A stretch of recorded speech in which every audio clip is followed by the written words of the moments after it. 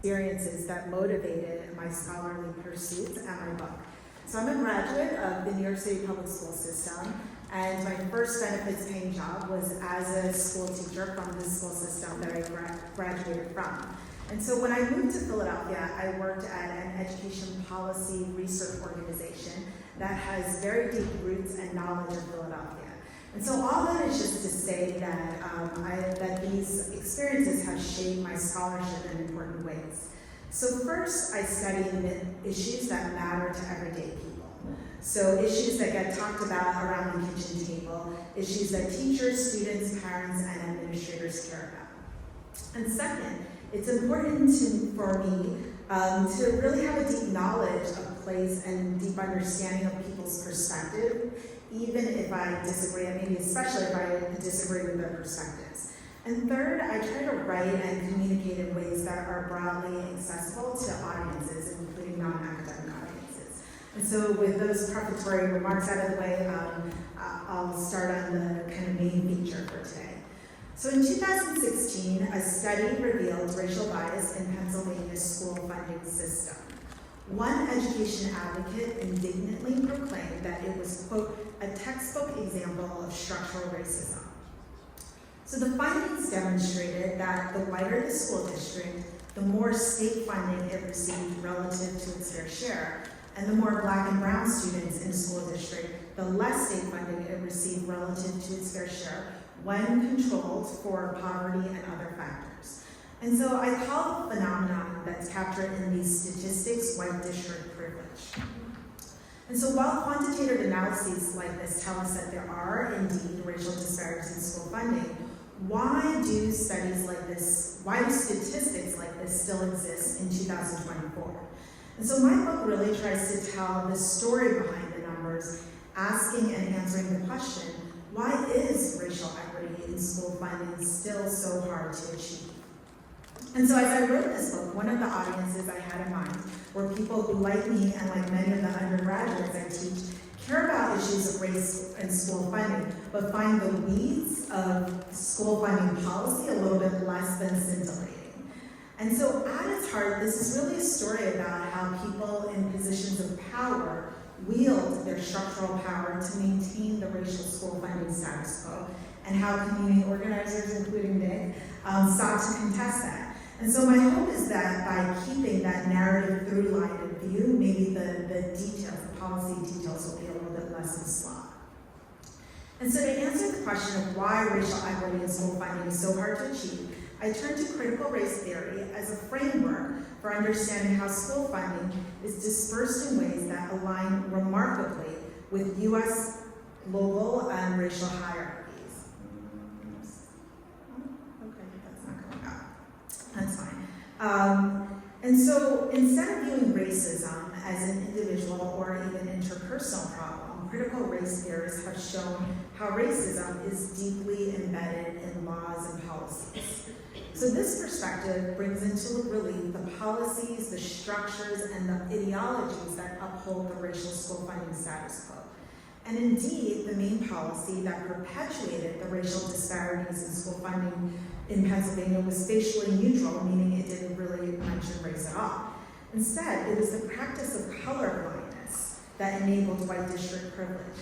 And as Cheryl Harris, a well-known critical race theorist, has noted, color blindness is a form of race subordination in that it denies the historical context of white domination and Black subordination. So I also draw on Harris's concept of whiteness as property to show the dynamic in which legal entitlements protect white privilege. So property isn't always tangible. So I think for most people here, we've heard of like the phrase intellectual property, right? So it kind of conveys the idea that property is not always something tangible, it can also be intangible. And so quoting Bentham, Harris explains that, quote, property is nothing but the basis of expectation, that one can draw such and such advantage from the thing possessed. She argues that the law recognized and protected expectations grounded in white privilege. So whiteness became a type of property that was protected by the legal system and that conferred to its owners a set of what she calls settled expectations, so the expectation of privilege.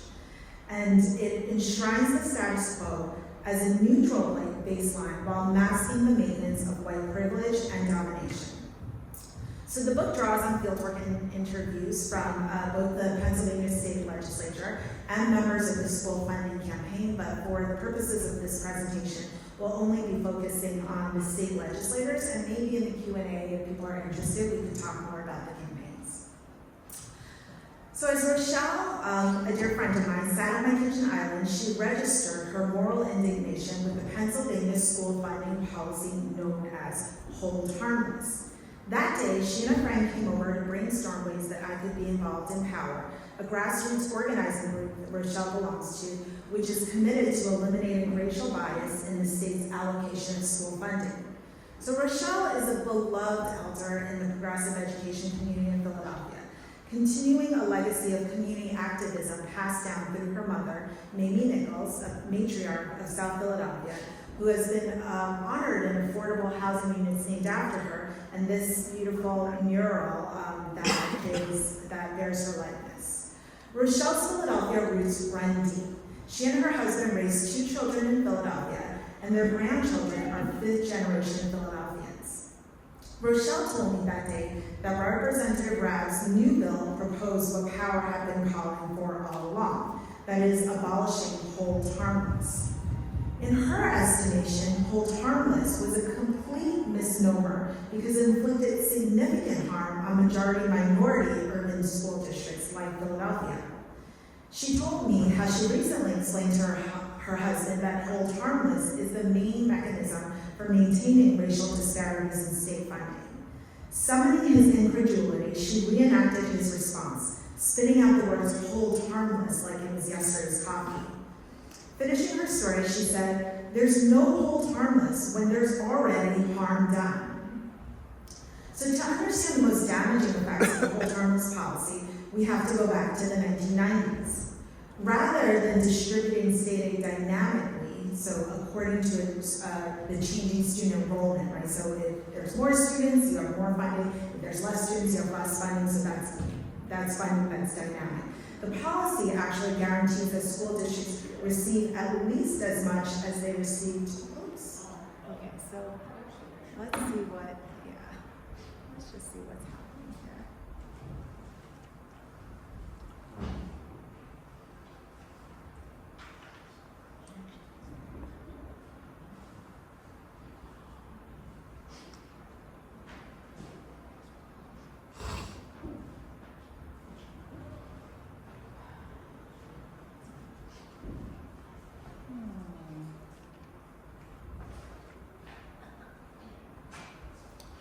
Maybe a Wi-Fi issue.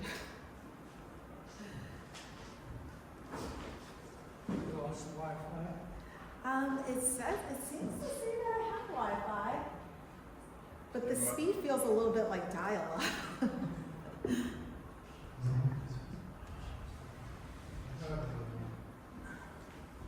could use my phone to do Wi-Fi. I could probably, you know what, that's a good idea. Let me just see if I can connect to my own phone. Let's see if that works better.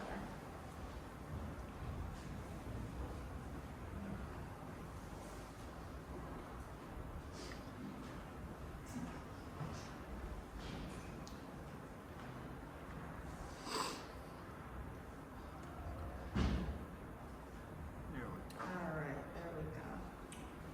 All right, so this is an important slide. Because this slide actually shows how hold harmless works. Yeah. So this is a hypothetical example of rural districts.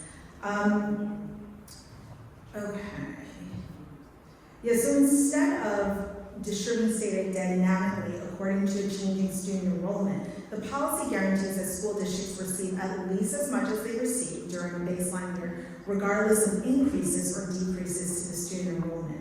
So because most of Pennsylvania's education aid to school districts is based actually on outdated student population data that kind of dates back to the 1990s, this method of distributing state aid doesn't recognize the growing financial needs of school districts with rising student populations. And so while this benefits white rural districts like this hypothetical example, that have seen declines in their student population since the 1990s by maintaining their funding levels, it actually comes at a very significant cost, as this slide shows, to majority minority urban districts, many of which have experienced growth in student enrollment since the 1990s, but have not seen an increase in their revenues that's commensurate with that growing enrollment. So the policy has actually been redubbed hold harmful by Power members because of the considerable harm it's caused majority Black and Latinx school districts across the state, a discursive move that I adopt here. So state legislators adamantly protect hold harmful based on a belief that it is the neutral baseline, to borrow Cheryl Harris's term, for white districts to have more than majority minority urban school districts. And so though it wasn't ever explicitly stated as such, the mere notion that redistributing state funding in a more equitable way that would benefit Black and brown districts was seen as anathema to state legislators, especially Republicans. Even their use of the term hold harmless reveals how the material well-being of white rural districts are privileged within policy-making considerations. The policy can only be considered harmless when viewed from the perspectives of white rural districts. These racial biases were made manifest through state legislators' defense of hold harmful at all costs, including its cost to Black and brown urban school districts. So in 2016, the Basic Education Funding Commission and an ad hoc committee of the state legislature adopted a funding formula that takes into account a number of factors that experts agree should go into a formula, right? So it includes things like wealth, number of students, levels of poverty, number of English learners, geographic sparsity, and charter school enrollment. And so this gave rise to the formula being colloquially known as the fair funding formula. But although they adopted the fair funding formula, lawmakers created an asterisk in the law by only applying the formula to new money, that is, increases to the state education budget. And so as many observers have noted, an equitable formula is only as good as the money you actually send through it. And in 2019 to 2020, couldn't find this chart. Okay, it's a simple chart. We can imagine it in our head. So since new money only accounted for about 10% of the total state education budget, only 10% of state education aid was distributed in a racially equitable manner. The lion's share of state education funding at that time was distributed through the policy of hold harmful, which is or 90%. So state lawmakers largely nullified the effects of the fair funding formula through creating an asterisk in the law. And so the formal status of having an equitable formula did little to improve actual conditions for Black and Latinx students. So despite the technical fact of a fair funding formula, the quote, natural fact of white privilege, as Harris calls it, prevailed and dictated the pace of change. So to understand the decision behind that asterisk in the law, I spoke with a Democratic staffer, Dan, about the very first hearing of the Basic Education Funding Commission. So like many staffers, Dan is a white man of Generation X and dressed in a style of clothing that was birthed in Silicon Valley in the 1980s and given the name business casual. So business casual also captured his affective expression.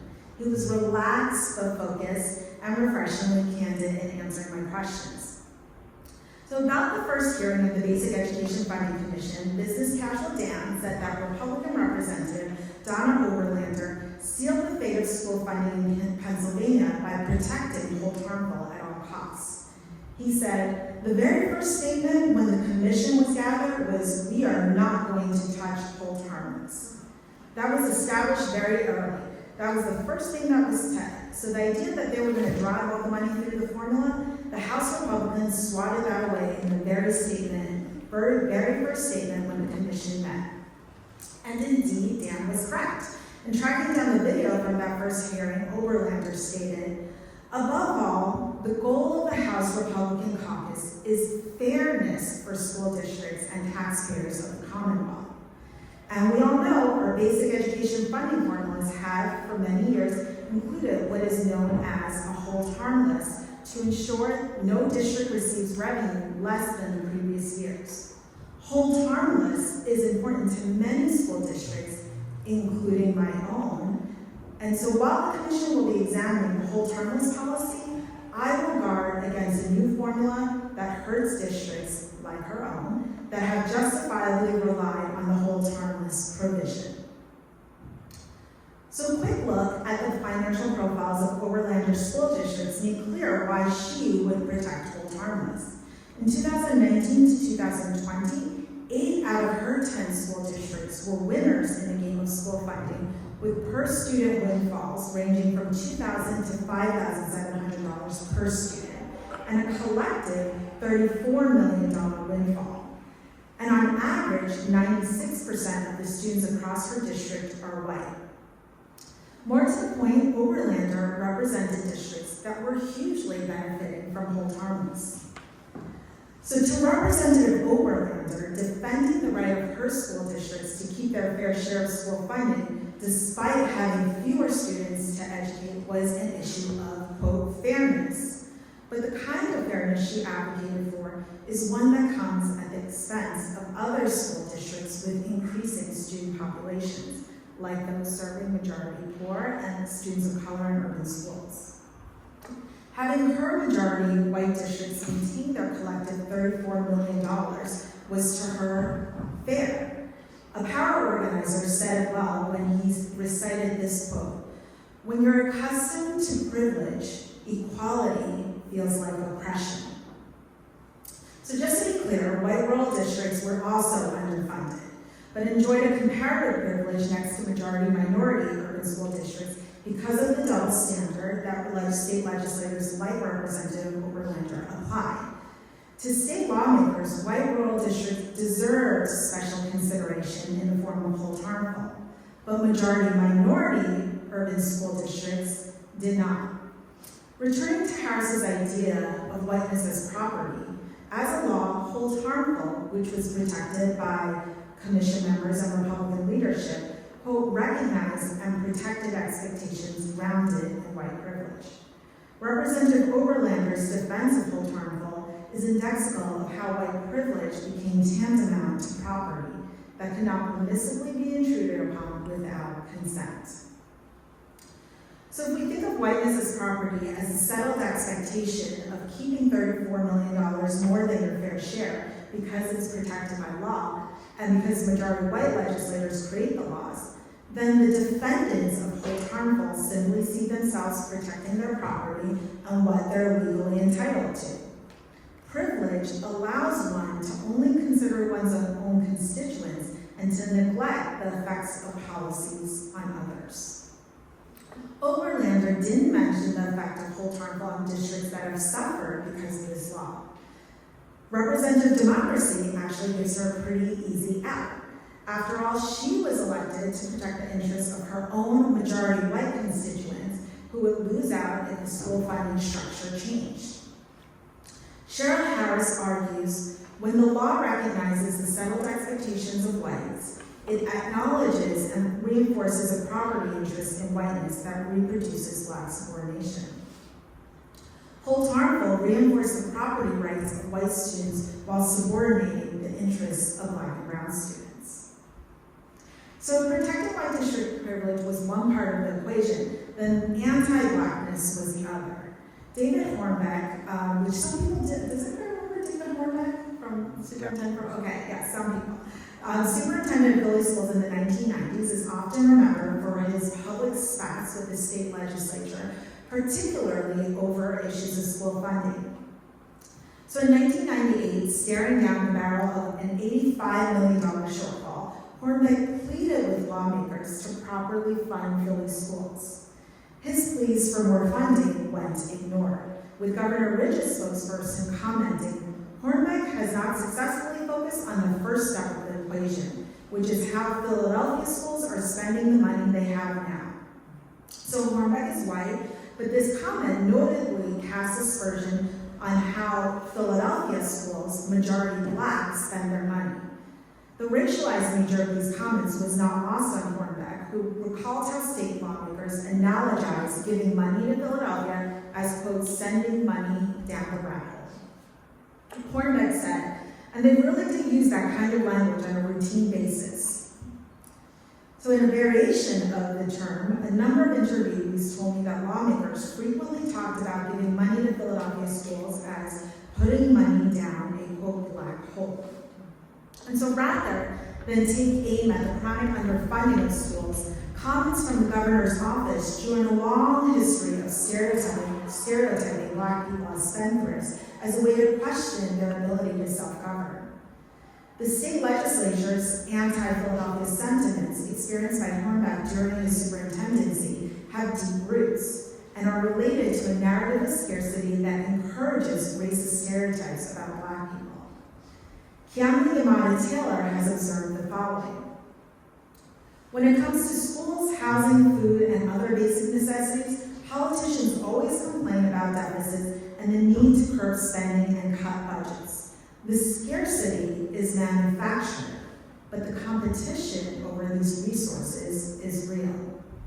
People who are forced to fight over basic necessities are often willing to believe the worst about others to justify why they should have something while others should not. So according to several Pennsylvania state legislators and staff, the fight over basic necessities is often expressed in, quote, anti-urban and anti-Philadelphia attitudes, and the common belief that Philadelphia, a majority black city, receives more than it should. In a conversation I had with the Democratic state representative from Philadelphia, he explained why getting more school funding in Philadelphia, among other issues, was an intractable problem in Harrisburg. So this is the legislator talking. Part of the problem, there is a very strong, I'll be nice, anti-urban bias. That's an anti-Philadelphia bias. And many people would say, oh, the state tilts and all the money goes into Philadelphia. Well, that's not true at all. So then I say, so you had said it's an anti-urban, but especially anti-Philadelphia bias. What are the reasons for that? Well, because we suck all the money out of the state. That's the thinking? No, I'm just saying that's a perception, that we get all the money. That's not true. For example, when we talk about school subsidies, we get a school subsidy, but I understand that Philadelphia is far larger than most of the school districts in the state. And we're the largest district in the state, but the numbers are disproportionate. So when you see the amount of money that the state gives to Philadelphia, it's like, oh, they're getting too much money. But that's reflected in the number of students we have. And in fact, Philadelphia was not only the largest school district in Pennsylvania, it educates 12% of all public school students in the state. But because of its size, legislators have the impression that Philadelphia received too much money. This state representative suggested that calling it an anti-urban, anti-Philadelphia bias was a nice way of putting it.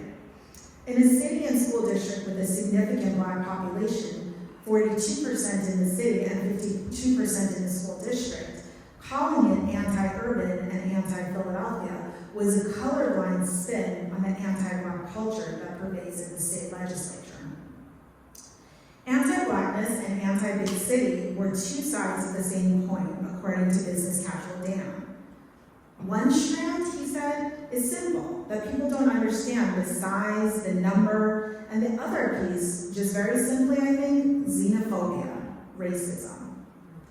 He continued to say, whatever side of the coin you want to focus on, that is, whether you choose to be nice by chalking it up to legislators who don't understand the size of Philadelphia, or you focus on the anti-black subtext of geography and size, these sentiments were, as Dan put it, incredibly real, incredibly out front, incredibly blatant, all the time, every day. So to cite an example, he said that in a committee meeting, quote, one of the representatives from Philly will start saying something, and some House members, from the middle of the state will say, why don't we just blow it up?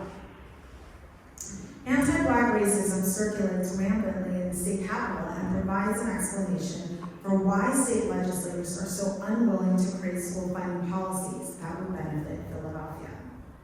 This bias is fed by a myth of scarcity, which positions Philadelphia as an undeserving competitor in state resources and creates a wedge between underfunded majority white rural districts and majority minority urban districts that have more in common than they think.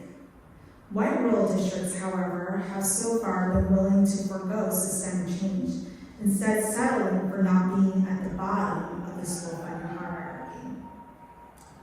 And so just going back to the original question, when we think about racial equity in school funding, it's still so hard to achieve because of a combination of state legislators who protect white district privilege at all costs and the anti-Philadelphia, read anti-Black bias that exists in the state capitol. Thank you. Oh, that's not coming up. Okay.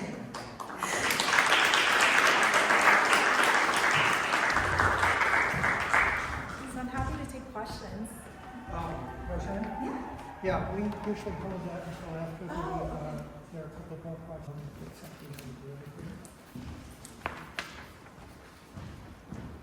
Thanks.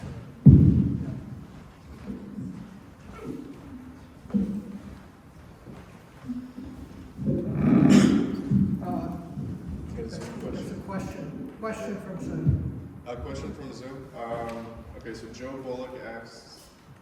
Thank you. So a pretty basic question for Professor Liu. Would introducing a simplistic funding model that adjusts according to district needs, considering factors like poverty rates and changes in overall enrollment, be beneficial? Such a model would prioritize under-resourced growing districts and help address anti-urban and anti-Philadelphia biases. Yeah, thank you for that question. Actually, I feel like Nick could probably answer some of these. So if you do have any questions after I leave, Nick is a good person to contact also. One of the things that I really try to convey in my book is that the problem is not primarily a technical problem. So the problem is a racial problem and it's a political problem. And so while I think that it is important to be able to come up with formulas that actually take into account all these various factors that experts say go into a good funding formula, I think the real argument in the book is that we actually have that. It's just that there's a lot of political stasis that prevents those funding formulas from being really put into place, right? They had a fair funding formula, but they wanted to put a little asterisk in it, right? As a way of actually preserving the racial school funding status quo. And so, again, while I think, I'm like very grateful for a lot of the statisticians and the people who know how to create fair funding formulas, but I think the problem is a bigger one than that. And, the gentleman earlier who was talking about anti-racism, right? I mean, the question is really how do you end racism is essentially the issue, right?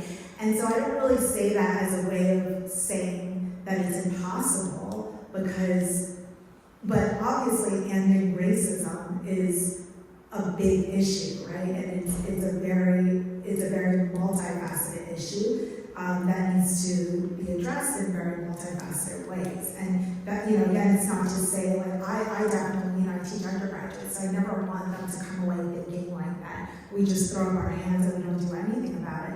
But I think it is incumbent on us to know the depths of the problem in order to really be able to address it properly. Who has the mic? Oh, yeah. Good. Hi, very interesting talk, thank you. A few months ago when Harrisburg was deciding its school budget and other budget, I had a long talk, probably about 90 minutes in State Rep Bullock's office with her and some other advocates for fair funding, and she's Black. Her 2 teenage sons are students in Philadelphia public schools. And she would agree with everything you said, but she said the real crux of the matter that's holding back really fair funding is we have a large constituency of Republicans who don't want any funding for any schools or anything else, and they believe that private industry should control everything. And she says that she doesn't even know how to address that. Yeah, thank you for that. I definitely think that is a huge part of the And so so I think the reason why we've been able to make substantive progress, like meaning not just symbolic, but actual material progress in this past year with a $1 billion increase, has to do with the change configuration of the state legislature, right? And so I think that certainly helped, and along with the school funding lawsuit, right, that was victorious in 2023, really gave kind of wind behind this budget, right, to try to really increase it substantially for school districts across the state, but really looking at school districts that have been very historically underfunded, oftentimes primarily Black and brown school districts. I will say though that one of the things that I talked about in the book is that it is really a bipartisan issue, because even when the Democrats had much more power back in the 2000s, right, and Dwight Evans was in control of a very powerful committee, they still actually chose to do a lot of the same things, right? And so in one chapter of the book, I talk about how there was something called earmarked funding. And earmarked funding was a way of getting certain school districts additional funding that were just sort of like ad hoc. Like 1 year you get maybe $10 million additional, right? But it actually never addressed the real persistent problem of how money is distributed. And so the reason why earmarked funding was something that legislators liked, including Democratic state legislators, is because they were able to get media attention. Because they were able to kind of tout, oh, I got my district an extra $10 million. Meanwhile, they would have gotten $100 million more every single year if they had actually just addressed the bigger problem of the structural issues, right? And so I do think that there is some truth to what Representative Bullock is saying. And I also think that in a lot of ways, the Democrats didn't do a whole lot better when they had the chance and the opportunity to do that. Did you have a Yes, question? yes. So, thank you for that speech. It was very elucidating and clarified things which I didn't understand. So, some things that I'm getting from this are that the rural school districts are essentially willing or happy, whatever you want to say, to have a redistribution of wealth towards them. And that they are doing this by virtue of, the Black and brown populations are probably, their rate of increase in population, they're having more babies, they're also having immigration. So they are going to sort of freeze that fact and leave it the way it was, even taking advantage of the fact that there might be depopulation in some of these rural areas. So, one question I have would be, where would the suburbs fit in there? I'm sorry, where was The suburbs, the The suburbs. smaller counties to Right. Philadelphia. right? Do they benefit or lose? And,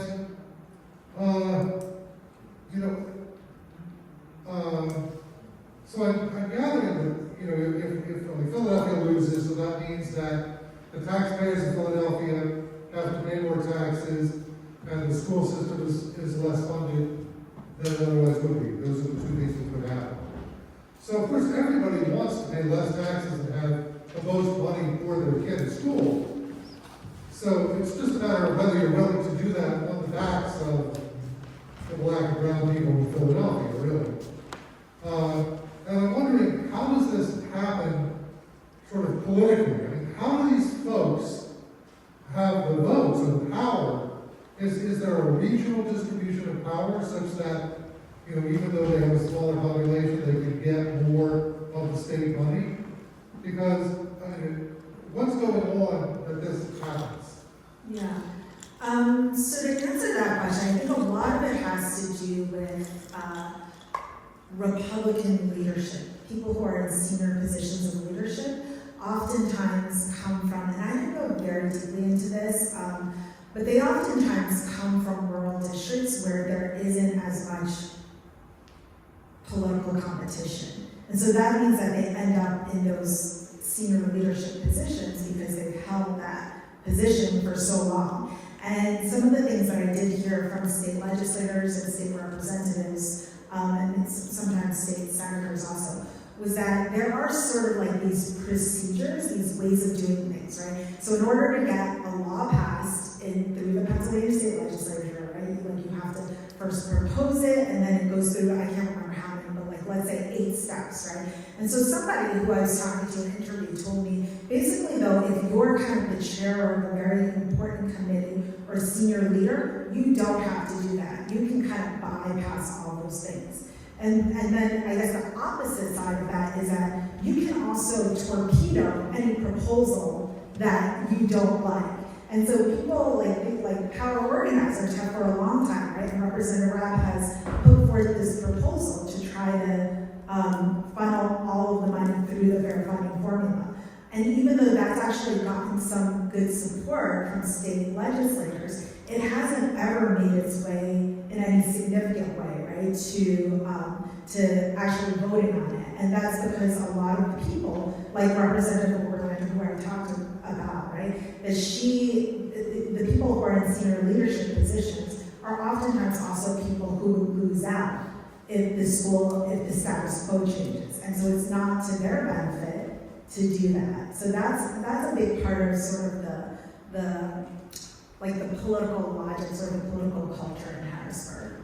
And then I guess in reference to your question about the suburbs, it's a good question. It's a complicated question. I think actually it depends. It definitely depends. But in some suburbs, in some wealthy suburbs, like the college counties, right, Lower Merion, and I think Abington also, they would actually benefit under Power's proposal, which is why there was talk among a different coalition of people to try